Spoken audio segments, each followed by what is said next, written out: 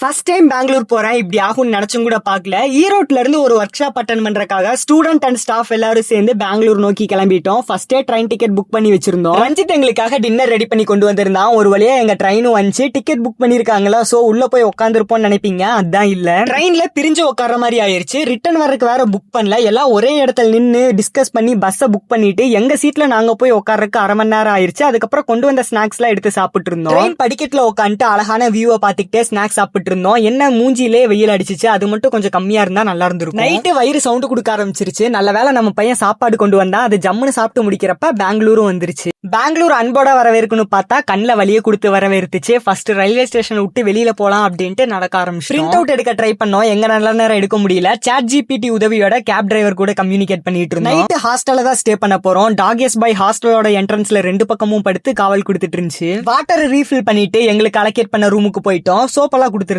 பார்த்தா ஜன்னல் கிட்ட ரெண்டு குரங்கு வந்து சண்டை போட்டுட்டு இருக்கு. உள்ள இருந்து அதை நாங்க மோட்டிவேட் பண்ணிட்டு இருந்தோம். நாங்க 4th ஃப்ளோர்ல இருந்தோம். ஃபர்ஸ்ட் ஃப்ளோர்ல பால்கனி இருந்துச்சு. அங்க கொஞ்ச நேரம் இருந்துட்டு கீழே போய் பார்த்தா டாகேஸ் பாய் ரெஸ்ட் முடுக்கு போயிட்டாங்க. அது குப்பைக்குள்ள ரவுண்டா படுத்து இருந்தாங்க. கீழே பார்த்தா மாங்காய் எல்லாம் செதறி கிடக்கு. வெளியே போய் 2-3 கிலோமீட்டர் சுத்தி இருப்போம். அதுக்கு ஒருத்தா அருமையான சில்லி கிடைச்சிச்சு. டீக்காக தான் வந்திருந்தோம். பல போராட்டங்களுக்கு பிறகு ஒரு இடத்துல டீயும் குடிச்சோம். அப்புறம் ரூமுக்கு போயிட்டோம். பெர் ஹெட்டுக்கு 300 ரூபாய் ஒர்த்தா இருந்துச்சு. இந்த வீடியோ பிடிச்சிருந்தா லைக் பண்ணி ஃபாலோ பண்ணி வச்சுக்கோங்க. அடுத்த பார்ட்ல பார்க்கலாம். டாடா.